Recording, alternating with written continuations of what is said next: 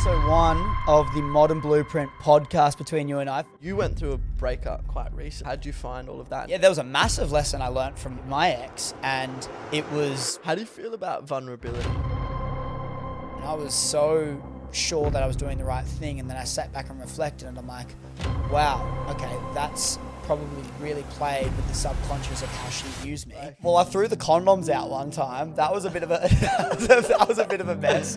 There was this time that she was looking through my cupboards just to find a jumper or something like that. What happened was she saw a packet of condoms, and she's like, "What are the condoms there for, you player?" And then me not thinking twice, just thinking, "Oh yeah, like I'm gonna show that I'm all in on her, and she's the one. I don't need these condoms." So I picked up the condoms and chucked them in the bin. And we were just reflecting on it, and we were like, fuck, maybe that was the reason. And I think the lack of ability to communicate effectively is where a lot of resentment comes from. If you are creating that divide, it's because you're not communicating properly. If you're being your authentic self and you also know how to communicate, there shouldn't be any reason why someone resents you for that. Hey, mate. Hey, bro. Mate, this is episode 1 of the Modern Blueprint podcast between you and I. Firstly, congratulations. Put it here. We have a super exciting discussion to talk about today. All things communication. We're going to go into some rabbit holes about communication with your relationships, your partners, what you can do that is good, what you do that's bad, what can affect the relationship long term just by communicating. It's a super exciting, juicy topic, and I'm just looking forward to getting into it, mate. Super excited. So excited. So good. I think where we can get started with this is communication as a whole is so important, right? I think we both know this, and that's why we've put such a priority on making sure we can master the skill of communication. But the best part about it is when you master it, you understand that the way you communicate to different people needs to be different. So the way you communicate to your romantic partner is completely different to the way you communicate to your boss or your colleague or an investor in your business. They're all different conversations, right? And it's super interesting. From your standpoint, have you found this tricky, navigating where you sit in terms of who you're speaking to, being able to change that throughout the day based on who that is? How have you found it? Yeah, well, I've got a little anecdote for that, a story. When I firstly, as soon as I got into sales, I straight out of high school went into a sales role, and I was cold calling constantly. We'd be on the phones from 9 to 5 days a week, and what you'd find is after a full day of cold calling, you'd get home, you'd talk to your significant other, and you'd feel like you're on a call. So I feel like one of the most important things is being able to pivot and making sure that you're obviously, talking differently to whoever you are talking to. Obviously, being your authentic self's important, but just making sure that obviously you're not mixing the way you'd talk at work with how you'd speak with your partner or just even your friends. I think it's so important, but no, 100%. I've definitely gotten stuck with that in the past. It's massive because that happens so much. It's because it gets so drilled into your brain on how to communicate because you're doing the same thing over and over again all day. As your case, you're in sales, specifically phone sales, where the volume and velocity of calls is extremely high. So you're doing the same thing over and over again. Naturally, when you go back into your house with your girlfriend or with your parents or wherever you're at in your phase of life, you're going to push that off to them as well and speak about that. It's quite an interesting one. And being able to adapt that based on who you're speaking to throughout the same day, because we're all speaking to different people throughout the day. We're not only speaking to prospects all day. We're not only speaking to our partner all day. So the art and mastery of communication really comes when you can change who you're speaking to one after another. A good example in sales is obviously being able to being able to get a sale, not get too pumped, not ride that emotional roller coaster, and be able to hop on a call with your boss and just be like, yeah, we got a sale, it was good, I'm keen to just keep going. Because that conversation with the boss, you need to show that you're calm. You also need to show that you're confident in getting more sales. Whereas when you're ecstatic and really pumped getting a sale, he's going to be like, fuck, that's a rarity. Whereas if you normalize it a bit, then you communicate that to your boss, he's going to be like, oh, he's calm. This is easy for him. It's too easy. It's just interesting. Well, comes back to confidence as well, because it's like at the end of the day, the way you communicate, I feel like you're always going to communicate best when you're confident in yourself. So it's like, if you're confident not only in your abilities, but then also just with like who you are as a person, I feel like that translates so much. Like, have you noticed that like when you're feeling more confident with yourself, like you're speaking better, or you're able to, I guess create a connection, because that's what communication is. It's to create connections, isn't it? So like, yeah, walk me through that. Like, do you find confidence is important? Confidence is a massive contributor to how you come across. There's things you can't fake. Your tonality and your facial expressions. Those are two things that you can't. The way you're coming across and the way you're sounding are things that are very hard to fake. And so if you're not confident, people can see it. And even when it comes down to being emotionally strong in a romantic relationship, when there's hardships going through a breakup or something along those lines, you need to be able to genuinely be confident and strong and empowered in your own body and reflect that to your partner. Because as soon as you show weakness, as soon as you show that like you're getting affected by that, and through facial expressions, tonality, which is a byproduct of your ability to communicate, because when you're confident in answering anything they say, you're going to reflect that in your position that you're sitting as well. And so, yeah, it's really important when it comes to dealing with like your romantic partner. If we talk about that category for a second, having a romantic partner and being able to communicate them the way that you should, it's a really important thing, because I think you can make so many mistakes through communicating what you think might be right for maybe your boss, but you're speaking to your girlfriend or boyfriend, so it's not the right way you should be communicating.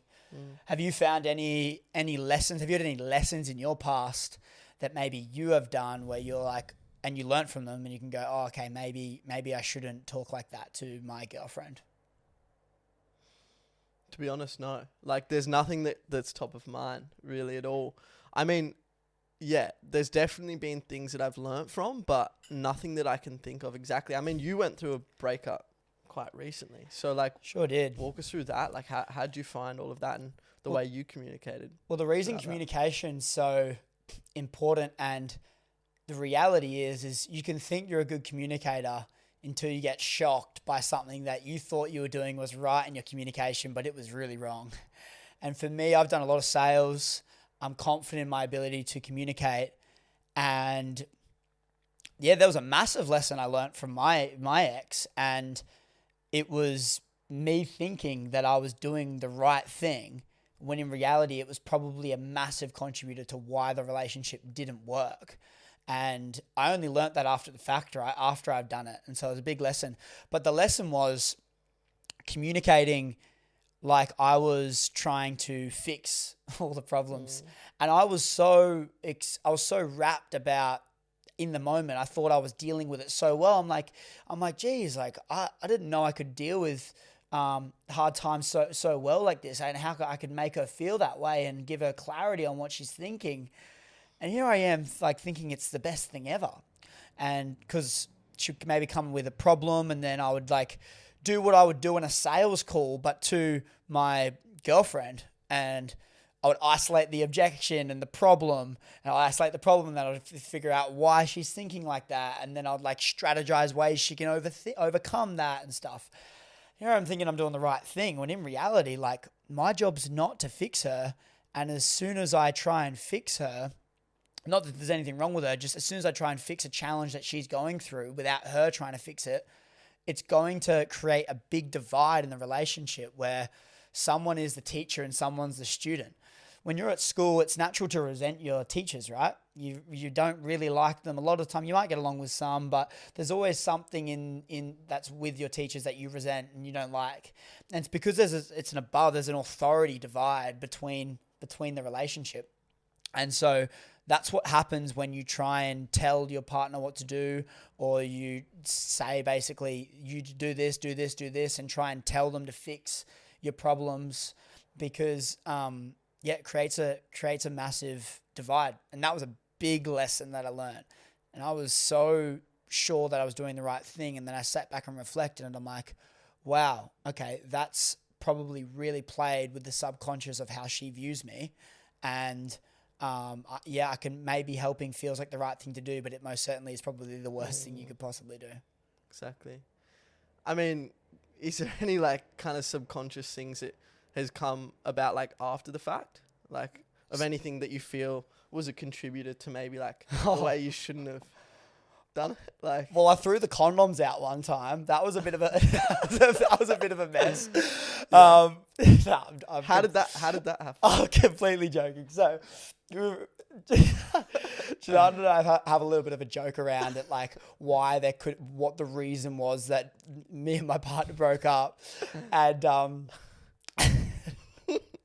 and there was this time that she was looking through my cupboards just to find a jumper or something like that, and what happened was she saw a packet of condoms, and that was when I was single. I had condoms there, so if I did bring a woman back, I was being safe for the most part. And anyway, she saw the condoms there, and she's like, "What are the condoms there for, you player?" And then me not thinking twice, just thinking, "Oh yeah, like I'm going to show that I'm all in on her, and she's the one. I don't need these condoms." So I picked up the condoms and chucked them in the bin. And we were just reflecting on it, and we were like, fuck, maybe that was the reason. Maybe that's it. And it was unanimous too. Like as soon as you said it, we kind of just was like looked a at each other. wake-up It was like light bulb. Oh we were like, God. oh my God, that's the reason. I mean, it's obviously not like... It's definitely not the reason. It was a joke, and learning a lot about the subconscious mind and how much of a role that plays is something that after this breakup, I had a massive transformation in terms of my knowledge. I expanded my knowledge on the topic of relationships and the subconscious mind and how it plays a massive role.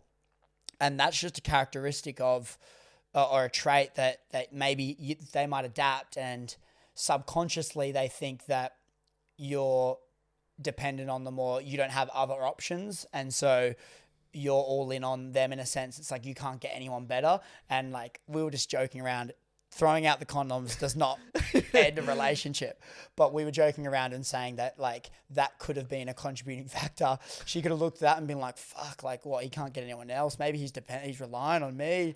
And then like subconsciously she might have looked at me differently. Not the case, but something funny to talk about. Well, to digress just a little, you obviously went through a breakup recently. Like, is there a certain way that you, like, for people in your shoes that have gone through that, is there a certain way that you think they should do it, or certain ways they shouldn't go about it, like, or what you did even? Like, what? Yeah, well, it's so funny because when you reflect on my recent breakup, I am so shocked with how I dealt with it. And when I reflect on it, it's not just the way I dealt with it after going through the breakup. It's all of the things that I did leading up, all the characteristics and traits that I developed and mastered within myself that allowed me to move on a lot quicker. That said, you can go through a breakup and still heal from it if you haven't experienced something like it before and you're really shocked. But I was really blessed and fortunate with all the bases that I had set in my life so that I could move on a lot easier. Some tricks and tips that I did straight away is the first thing I did was recognize what happened. Recognize that the breakup has happened and it's happened for a reason. And the last thing I did was have hope that, we're going to get back together. It was more of recognizing what happened, appreciating what happened, and seeing all of the good from that happening. So never looking at, like this is so bad that my life's like going to take a spiral downwards from here. It was more of looking at, okay, what did I learn from that relationship? What did that person teach me? What standards did that person teach me? What what are all the amazing things that she has done to me that even though we've broken up and she's not going to be my life partner, like what can I learn from that so I can create an even more amazing me off the back of it? And so that's what I did. It went on a journey of self-discovery where you find all of these things that were so amazing about that person, and they helped you during the time you were with them, and they're going to help. They've helped shape you into the person that you're going to become. And so that was the first step. And then once you recognize that and you sit back and go, holy, I could have looked at this so negatively. I could have blamed it all on her, but I took all the ownership and I took it as an opportunity to grow. It's the most powerful feeling because you go, wow, she was amazing for me.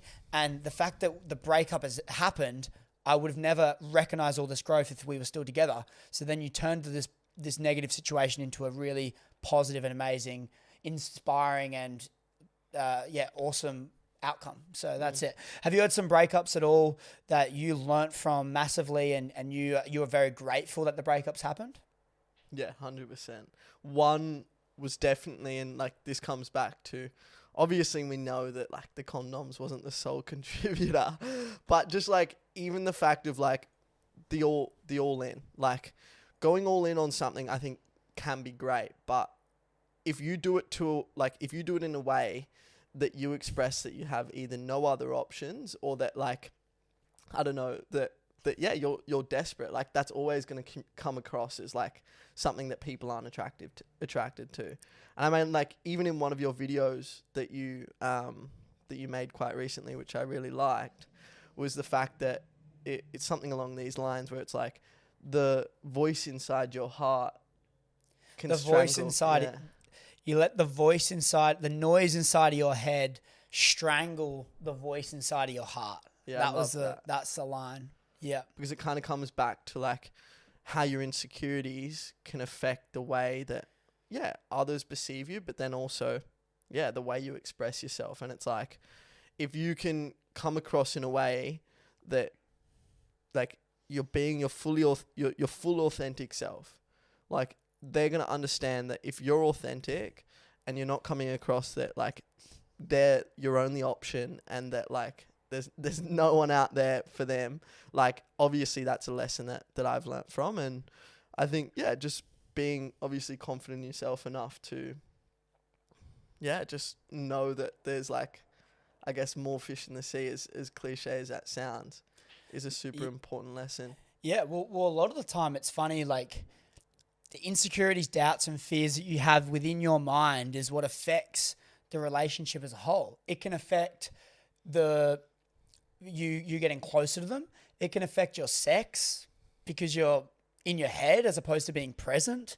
It can affect it can affect so many different areas of the relationship. And the crazy part about it is it's not a mutual feeling. So it's not like the relationship is affecting it. It's your own thoughts that she can't even like hear that's affecting it. And a lot of the time she might be trying to love you, give you everything, but then you're not allowing her to come in. You're building these massive walls that she has to try and break down, as opposed to just building a door that's unlocked and she can just open it and come straight into your heart. And so I think there's a lot of barriers that can affect, the relationship unintentionally. Like what you want and what you do is different. That's the whole thing where it's like you're letting the insecurities dictate your actions as opposed to dictating the actions with your true authentic self. And that's when communication comes so important, because you need to be able to be open with what you feel and express vulnerability. But then at the same time, as a man, you need to express vulnerability, not as a sign of weakness, as a sign of strength, and then still be able to show your mission, show your passion, show your drive outside of the relationship, because that's what attracted her in the first place, right? There's a lot of characteristics that attracted on the first place, and you need to make sure that you can stay and maintain that person while you're in the relationship, so her attraction to you stays the same, or if not, gets better. But then also you can really grow together when you have no barriers and insecurities that are holding you back. How do you feel about vulnerability? Because a lot of people say that, like, to be a masculine person, you shouldn't be vulnerable with your partner. What's your view on masculinity and whether you should show your vulnerability? Well, I don't think vulnerability and masculinity are opposites. I think maybe that can get misconstrued because masculine maybe and weakness could be opposites, but vulnerability can be a sign of strength a lot of the time. Being vulnerable allows that you have the confidence to express what you're feeling, and you can express what you're feeling in a way that is powerful. If you're just all vulnerable and you're just a sad, just an open sad mess, that's not an attractive thing for the most part, right? It's because it's like you need to be able to show your ability to be weak, and not weak, be vulnerable, but then also show your strength so that she feels like the platform she is standing on is strong. She feels that when she leans on you, you're not going to fall over. So you need to have that balance. And I feel like the real masculine is when your spectrum of strength and weakness is as wide as possible. You can be extremely strong, but you can be extremely vulnerable as well. And then the wider that spectrum is, the more of a powerful man you are, because you can experience both. Whereas if you're just strong, they might be intimidated by you. There's a great analogy of a lion. When you look at a lion, it looks so majestic and gorgeous. It looks so like the nice hair. It just looks so amazing and cute and beautiful. It looked from afar. But if that thing's in the same room as you, that thing's not beautiful. That thing's scary. Yeah. And so if you're a lion, which is just all on this side, none of this, then that is not attractive. That's scary. And the girl's going to be scared of you, sorry. It's like this, it's a really cool analogy, but yeah, you don't want to be a lion. Cute from afar, beautiful from afar, but when you get close and personal, it's not your friend anymore. Yeah, well, it's like yin and yang. I mean, balance is so important. I guess like one thing with that though, like while we're on the topic of vulnerability, so, and this even ties back to communication, because communication can just be even the way that, you express yourself. It doesn't have to be as explicit as, the way you speak. Because just with that, like when you're showing your vulnerability, I think one of the most important things is if you're a masculine man, like be vulnerable occasionally. But like if you're showing that vulnerability, like your partner needs to see that you still have that masculine side. I think that's so important because like at the end of the day, like if you show how vulnerable you are, like you still need to have the same essence that she knows that you used to have. Like for instance, what she was attracted to when she first got with you, or whatever it is, vice versa, if it's guy or girl, either can be masculine and feminine, it doesn't matter. But like one really important thing to show that is like, if you're showing your vulnerability, like, I don't know, you do it at night, you're talking through how you feel and like you're being super vulnerable. I think like the morning after, it's so important that you get back on the path that you're on and you get back to your purpose, because as soon as she sees, or as soon as he sees that you're not demonstrating or that, I guess that masculine side, which comes with sort of strength and like finding a mission, staying on your path, I think that's when all attraction's lost. And that just comes back to the way that you communicate with others. And if you're not showing that vulnerability, but then also that strength as well, you're not communicating effectively. On the flip side, when you talk about the feminine and how the woman needs to have that feminine, the woman needs to have that feminine aspect and not take on board too much of the masculine. It's the same. There needs to be a divide for the most part. There is some relationships that work when they're balanced in terms of it's an even split. But for the most part, most guys need to have a chick that has a lot of feminine traits, and most chicks want to have a guy that has a lot of masculine strengths. And so it's being able to recognize that there needs to be polar opposites. And in gay relationships as well, for the most part, someone needs to have more feminine traits, someone needs to have more masculine traits. And so for the girl, it's like encouraging your woman to have girl time, like go and to hang out with the girls and not just be with me the whole time, because you need to be able to keep that feminine stuff, because the more we hang out, the more of each other we're going to rub off on each other. And so you need to keep going back. Let the guy go and have time with the boys, go to the pub, go play some pool, go on a little boys trip. Let those things happen, because that's going to as long as there's trust in place, that's going to strengthen the relationship, because the guy's going to be able to maintain his masculine and the girl's going to be able to maintain her feminine. And it's so important to have that divide. And that comes back down to when, if a guy's doing too many feminine things, the girl is going to start having to take on board some of the masculine traits. And then that divide is going to start getting more even and even in terms of their split of masculine and feminine. And that's when things are going to crash, because the guy's not going to feel like the woman can provide in terms of her feminine traits that he's attracted to. And the girl's not going to think that the guy's going to be able to provide, because she's going to be onboarding so much of the masculine traits and activities that he should be doing. So it's like finding that split is so important. And they'll just end up resenting each other. Like you see that all the time. When like it doesn't really matter like what your role is, just as long as you know what that is. And it's like, if you know what your role is within like your family or whatever dynamic it is, I think it makes it a lot easier to not resent the other partner. And what are your thoughts on when you go through a breakup? Say the woman or whoever initiates the breakup. How do you think the other person should react? Or maybe it's not the breakup just yet. It's on the fence. The initial conversation of, I'm not sure if this is going to work, comes up. How do you think the other person should react? And what are some things that they might do that will reaffirm that the other person thinking the breakup's the right thing to do, or will make them question if it's the right thing to do? What are some things that they can do? Do you know?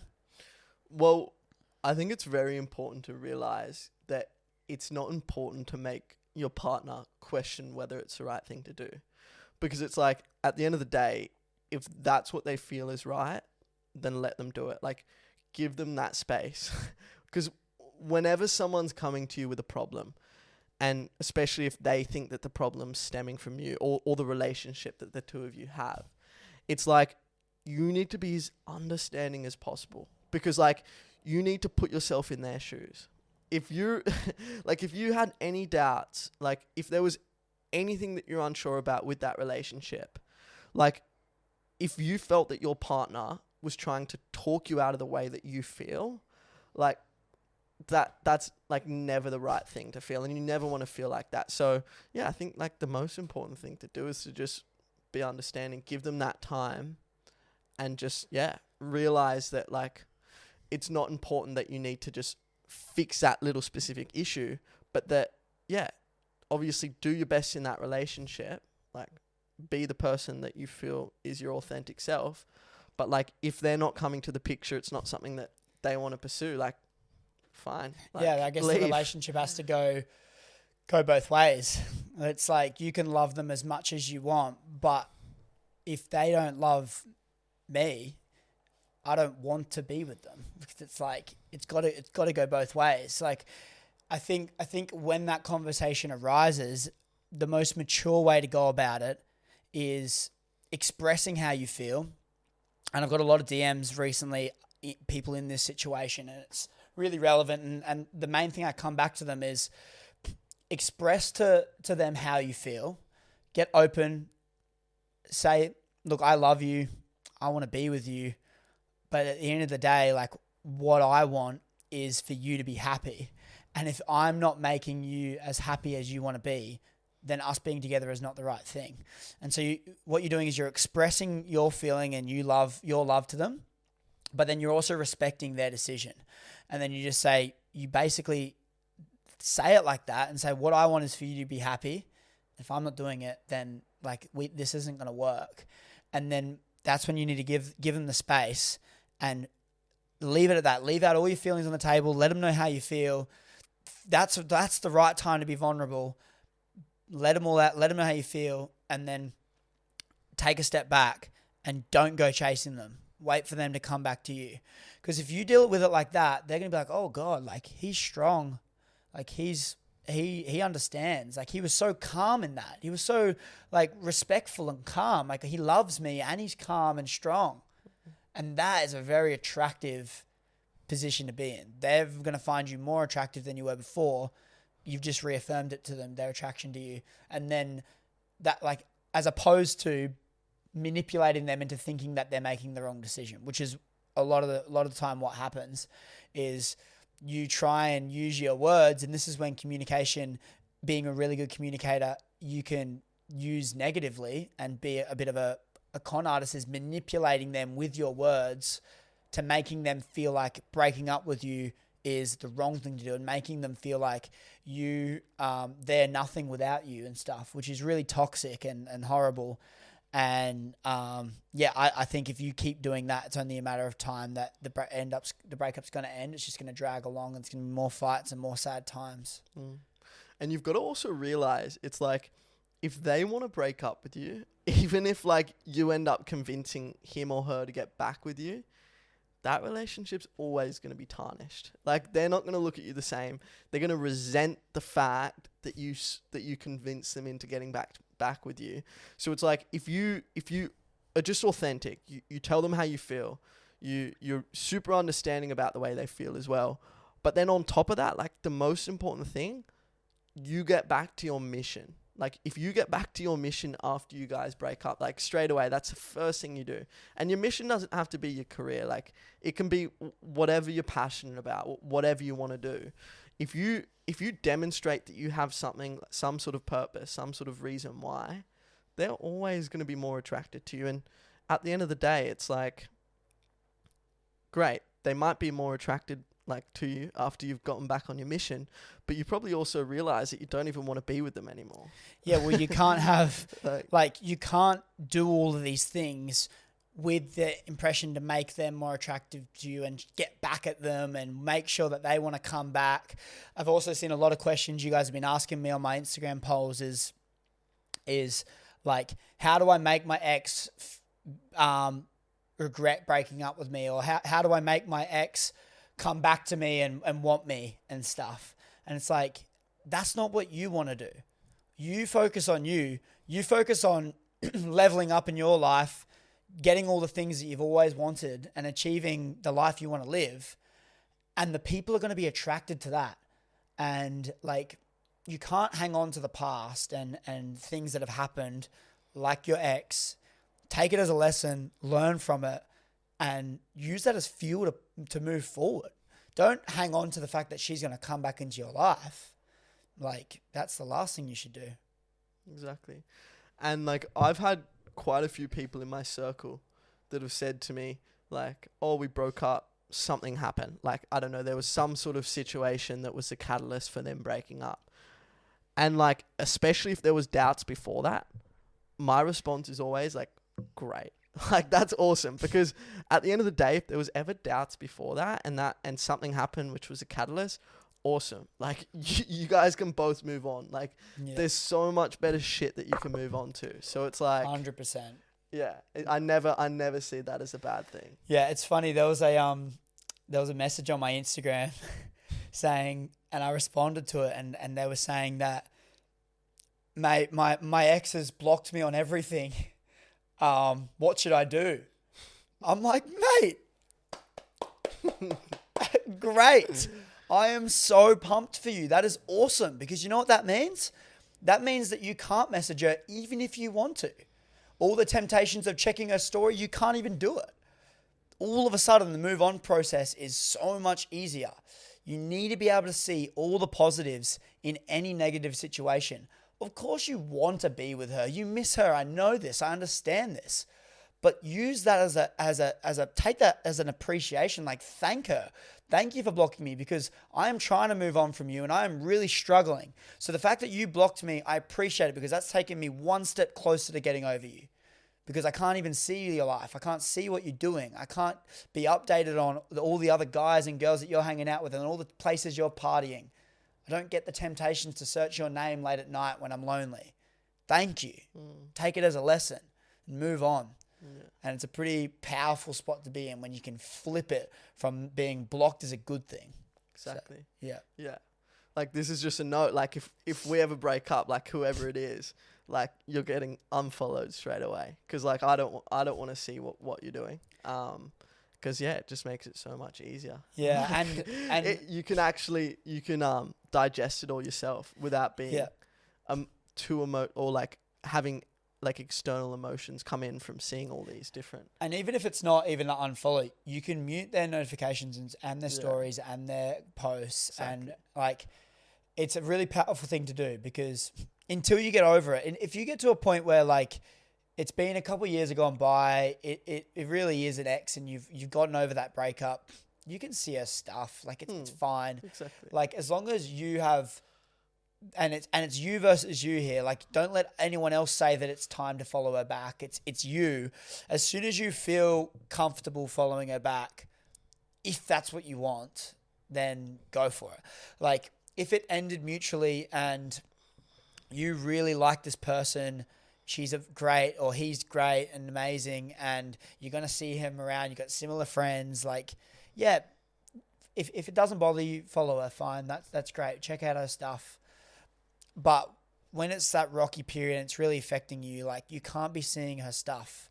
Her siblings, you can't be seeing their stuff because they're always together. Like, you've got to be really careful with what you're consuming, because when you're trying to get over a breakup, the last thing you want is the person that you're trying to get over keep popping up in your life.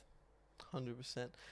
How do you feel about seeing your ex? Like, for someone that's in a position that they don't want to see their ex. Oh, sorry. Let me rephrase. Like, it's a fresh breakup. Like, yeah. Like, how should, I don't know. Like, maybe they both, the opposite wants to, catch up with you. How do you feel you should navigate it? I have a confession to make. It's a pretty big confession.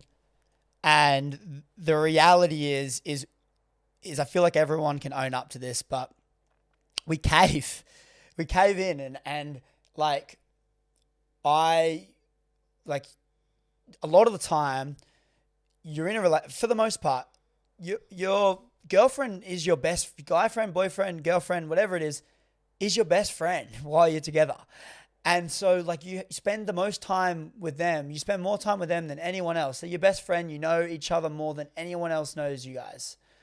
And then when you break up, you don't just lose your partner. Like, you lose all the plans you had together, all the hopes you had for the future. You lose your best friend.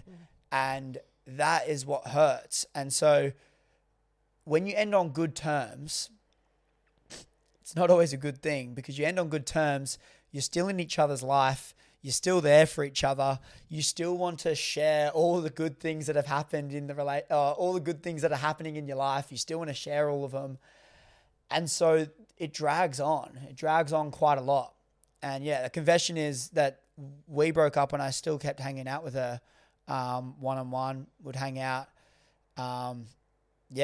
Like, no regrets. But for me, I feel like, for me, I was like, as long as I am fine with it, it's not affecting me, then I'm still fine with hanging out with her. And for me, there was certain times where I would hang out with her and it was completely fine. I would come home, it would be all good. But then there was times where the line was, where I stepped over the line. And like, I've spoken to you about this, where it's like, okay, no, that was too close, too much relationship-like things happened. And that was a hard one for me to go through. I've learned from that. Let's not do that anymore. And so, yeah, I mean, how do you cope with moving on from them and not seeing them when you want to? It's like, it's depending on how you're feeling, and don't trick yourself. Like a lot of for the most part, you can't see them. You've just got to move on. And figure out why you're doing those things. That's something you keep asking me as well. It's like, why are you hanging out with her? What are you trying to get out of this? It's like, intentions. Yeah, what's your intention for this? And what are the repercussions for doing it too?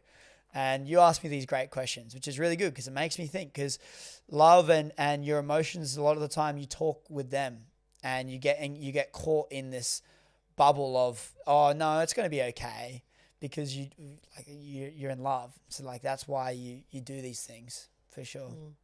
I think the lesson there as well, though, is that, like, you didn't beat yourself up about it. Like, yeah, we all make mistakes.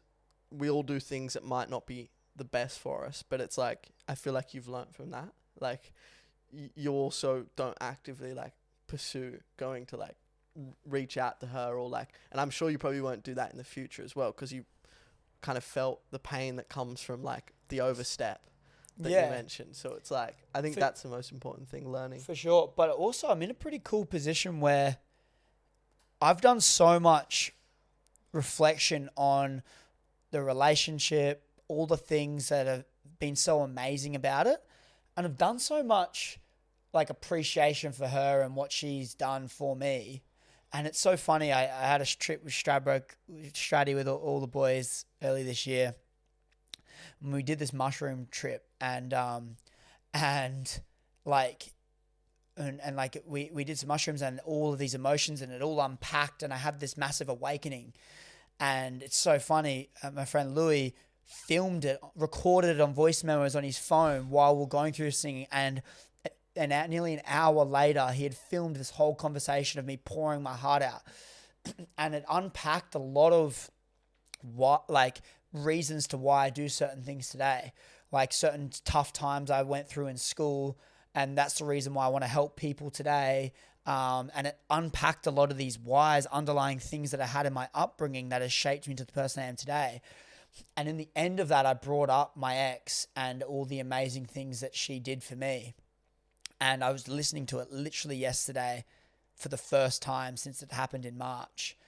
And it was reflecting on all of the, like, how much of a role she's played in my life. And there's been that much appreciation for her, and just seeing her journey, how far she's come, that there's, like, so much more appreciation than anything else. And so for me, I feel so comfortable hanging out with her now. I don't actually feel like there's many dramas. Like, when I saw her before she left, it was so good just being able to, like, send her off, wish her all the best with everything. And, like, that was so good. And so I feel like maybe my process of getting over it and being in a position where I'm comfortable to hang out with them has accelerated a lot more than usual.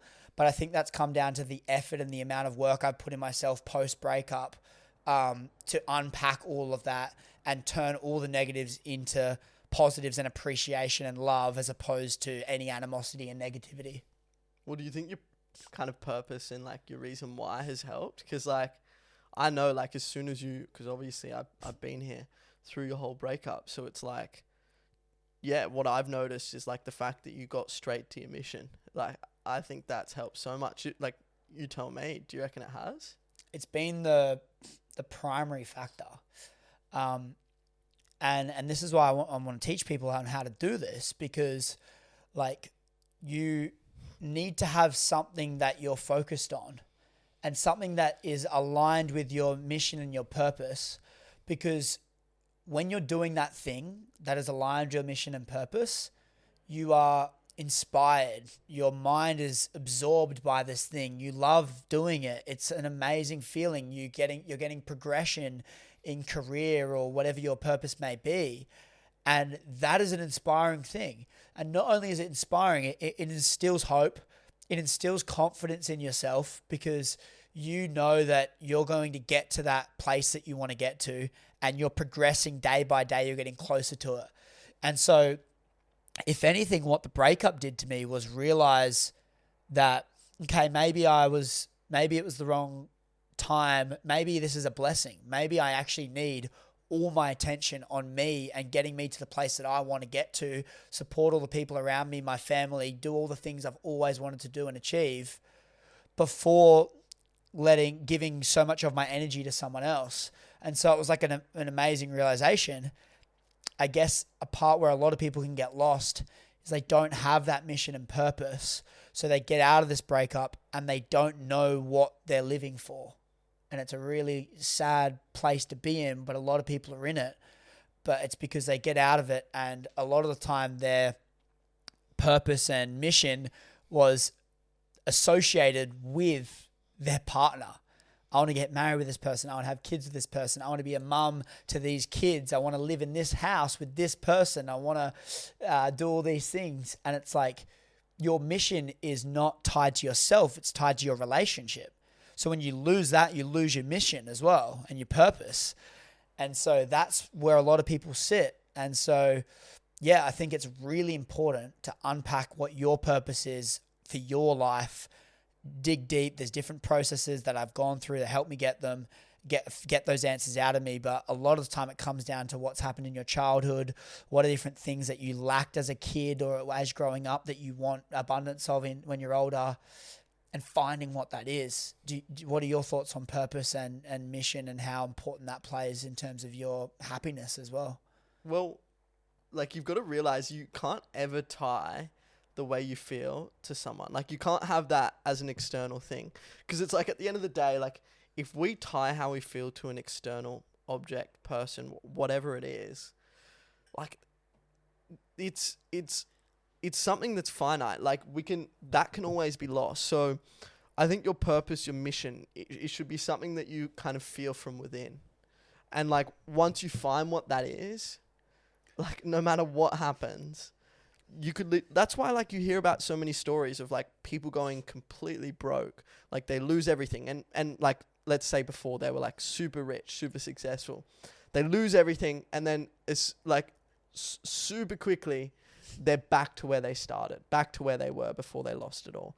And it's like, one of the reasons for that is because, I mean, they know, like, they haven't tied their external objects to the way they feel. They still feel like a rich person. They feel like someone that attracts, wealth. And like, I feel like, obviously, like, manifestation is so important for that. But like, obviously, like, if you're manifesting what's right and sticking to your purpose and your reason why, I think that's such a way to feel positive about what's happening in your life. And going through a breakup can typically be the fuel to that fire.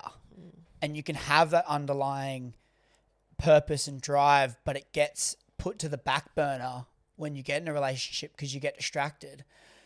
If you take me for an example, since I've gone through the breakup, I went all in on myself, like all in on myself, to the point where like invest every penny I possibly have into my software company I'm launching and myself, leave a good paying job, focus all in on my business and my personal brand and just me as a whole, dialed in with my training, dialed in with my diet, putting me first in a sense.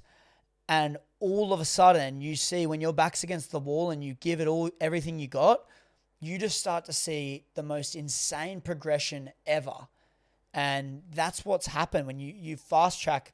It's like went through this breakup and I was like, first thing, left the job. And then I was like, let's go on a holiday. I need to clear the head because it's about to ramp up. It's about to ramp up really quick. So let's get away while I get a chance. Went to Thailand for a week, 8 days by myself, solo trip with a pen and paper, and just explored and had such an amazing time. And that just fueled me up. I was ready and I was itching to get back. And then when I get back here, it's like, let's go. And like, it's safe to say that both of us since that day, since returning back here and since you being here, is like it's all systems go. And we've both just seen so much growth. And for me personally, I don't know about you, but for me personally, it stemmed from the breakup. So it's like being able to see how turn such a painful situation into something so amazing that is going to shape me and accelerate my life and career. Yeah. I guess that's just such an amazing lesson. Like, if you do go through a super negative breakup, or not even, I shouldn't even use the word negative, but if you go through a breakup that's super tough at the time, it's like, you've got to realize there's always going to be something better on the other side of that. And like, I know I've experienced that recently. There's been some things that haven't gone my way, but on the back end of that, like, it's been amazing. Like, I've gotten some amazing growth, amazing results recently, especially like with my business and stuff like that. And it's just, when those hard times are happening, just realize like there's always going to be something good on the other end. But the hard times is what make the story even more amazing, right? It's like, you need to have or the bad times make a story good. Because if it's all sunshine and rainbows, then like the story's not entertaining, because it's not like polar opposites. You haven't been somewhere bad and ended up somewhere good. You've just been somewhere good and stayed good. And so you need to have those bad times, and the more bad times and the more severe the bad times are, the more amazing the story is. When we all know we're going to get to this goal, the more hard times, the more setbacks we have, we're just like, that's just pain in the story, baby. That's going to make my book even better. Yeah.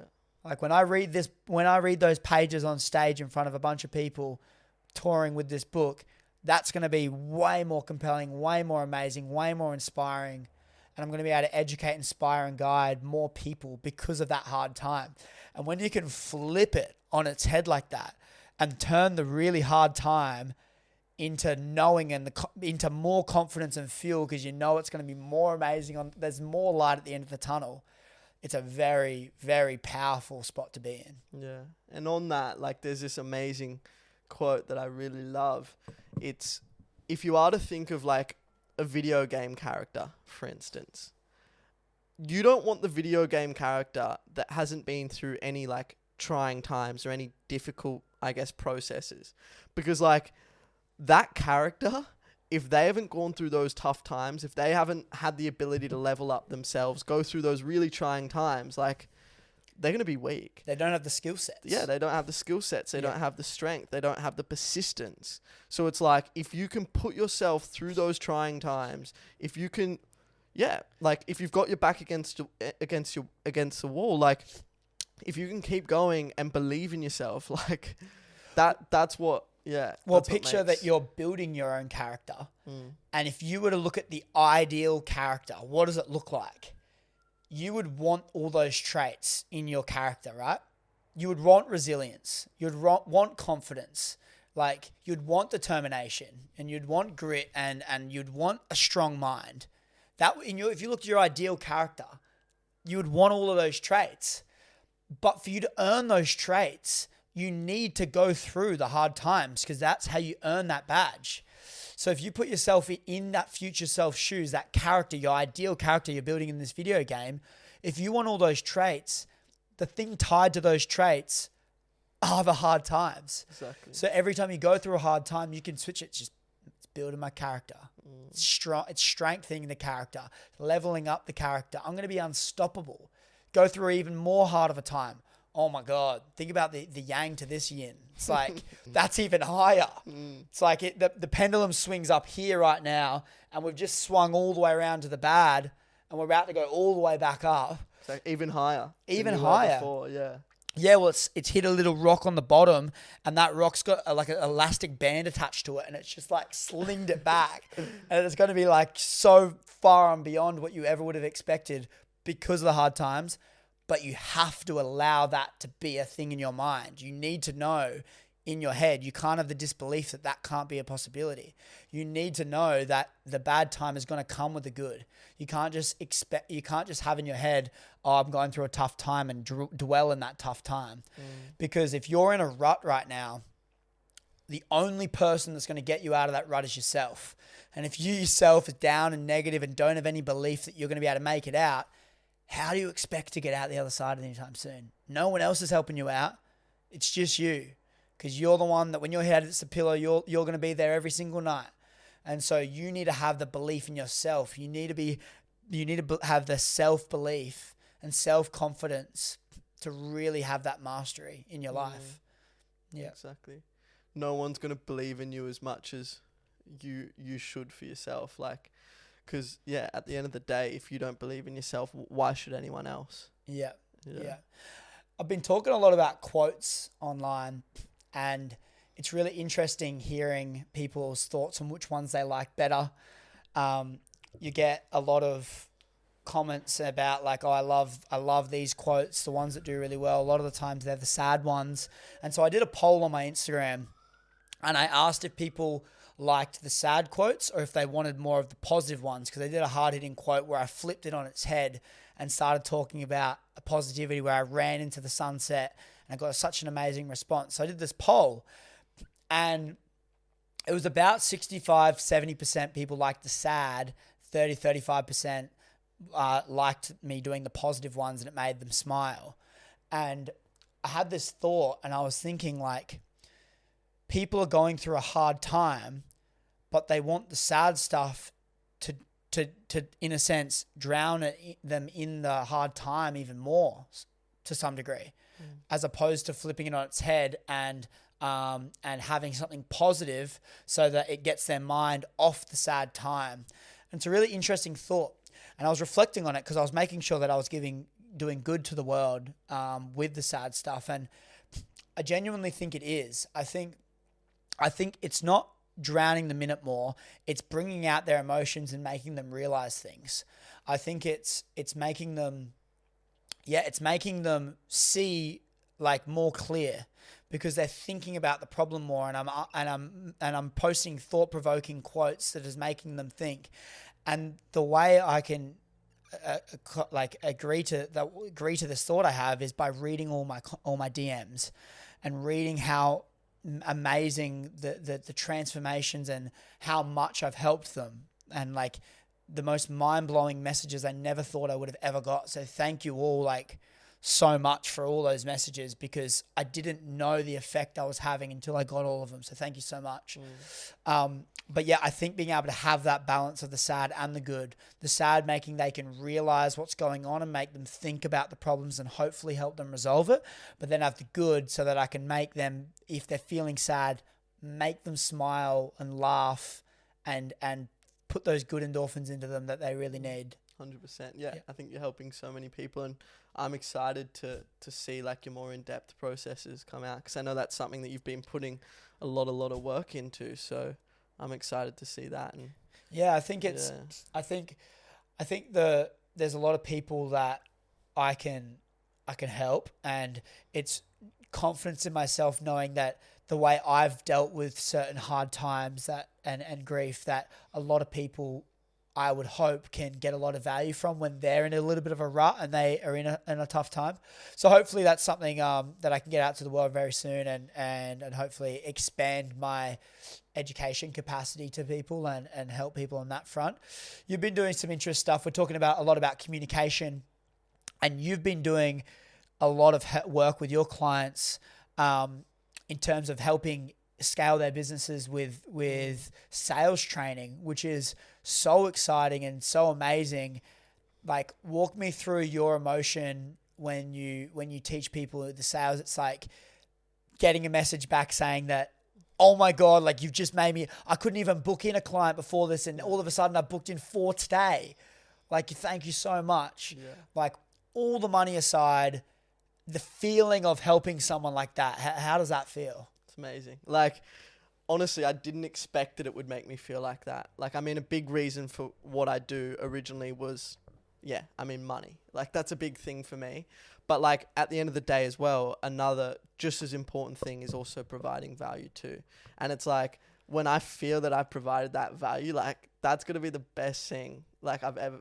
It also gives you confidence in what you're selling, right? Exactly. It gives you fuel to the fire, because when you're putting, and this is the thing about business, is you're putting so much effort into this thing, but you're going to have these self-doubts and these doubts that you're not going to provide the value that you're charging all the time. And when you get testimonials and you really help people, you go, oh my God, this is fair exchange. Like, I am helping people like for way more than what I'm charging. Like, they are getting way more bang for their buck. And that is amazing, because they're confident that I'm going to be able to help them. I'm confident I'm going to be able to help them. And they're going to feel the need, because they're getting such a good deal, they're going to feel the need to spread the word with their network. So it's a win-win-win, because you're helping them fair exchange. They're helping you by paying you, and they're also spreading the word and helping get more people involved, so more people can get helped, and it's a snowball effect. Exactly. And that all stems from getting good results for your clients. That's right. And that's what I even tell my clients as well, because like I work with like a lot of coaches and things like that, and it's like, at the end of the day, like, one of the biggest things that I like help my clients with is just helping them get out of their limiting beliefs. Because it's like, at the end of the day, they need to realize, and especially if they provide value, which they all do, that if they're providing value for this customer, just because you're feeling as though you're maybe trying to sell them too much, it's like at the end of the day, without you helping them overcome their limiting beliefs, like nothing's going to change with that customer. So it's like, yeah, you might be selling them. You might be, persuading them to do something that they thought they didn't want to do originally. But that doesn't mean that it's not the best thing for them. So it's like... It's having that confidence in what you're doing is ethical. And we're going to a sales boot camp in a couple of months, next month actually.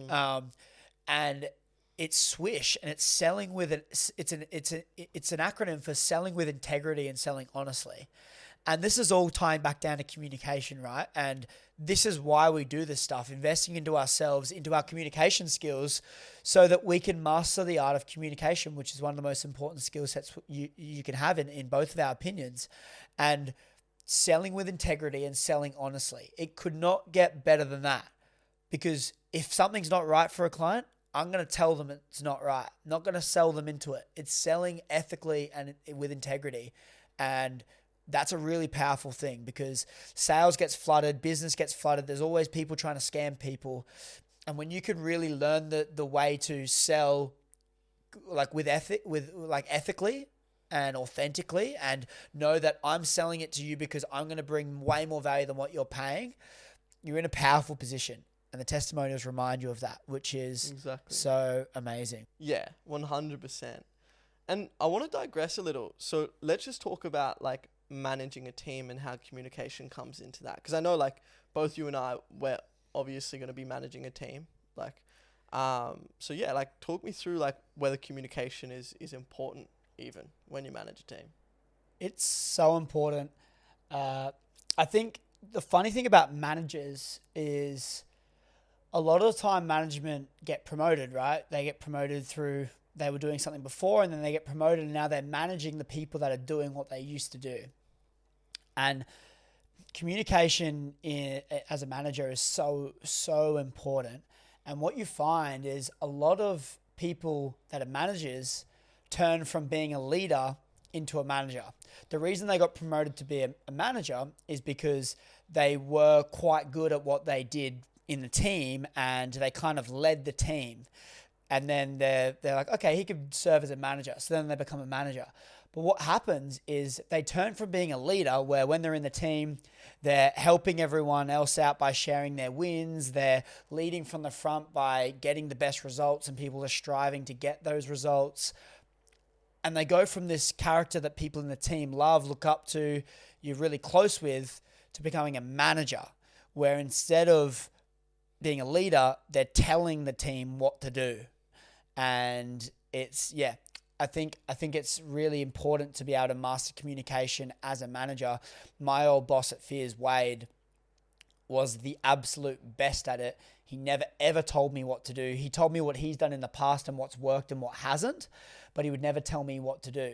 And that was all in the way he communicated. He firstly understood psychology and he read my way of learning and adapted to that. And then with other people in the team, he adapted and taught them a different way, whatever they wanted to do, but then communicated that the way and spoke like the things I wanted to hear and the way I can sit back and respect him and not create what we spoke about earlier with that teacher and that divide in a relationship.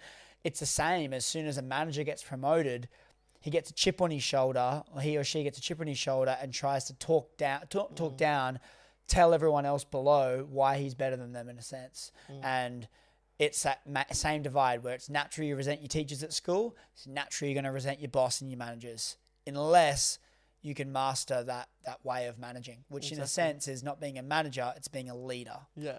Which a lot of the time you're already doing in the team before you get promoted. You're being a leader. You have characteristics of a leader. Then it changes to a manager when you're a manager. Exactly.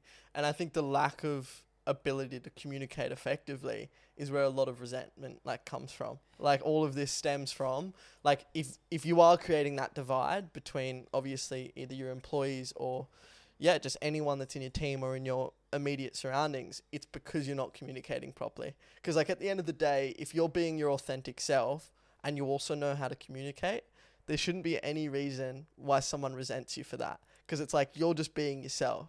So the divide or the difference between that is because you can't communicate effectively enough.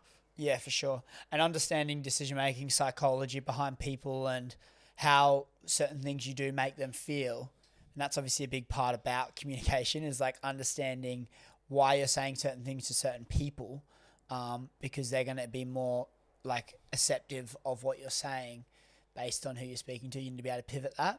And so, yeah, whole lot of communication we've been talking about today. Hopefully you guys got value from this. Yeah. I feel like it's been a great discussion. We've spoken a lot about relationships, past experiences, what we've done that's worked really well, but also just things that we've entrenched and learned and educated ourselves on. And then alongside excelling in career, where we can, use communication to our advantage in so many areas of our life. It's not just relationships. It's not just business. It's life as a whole.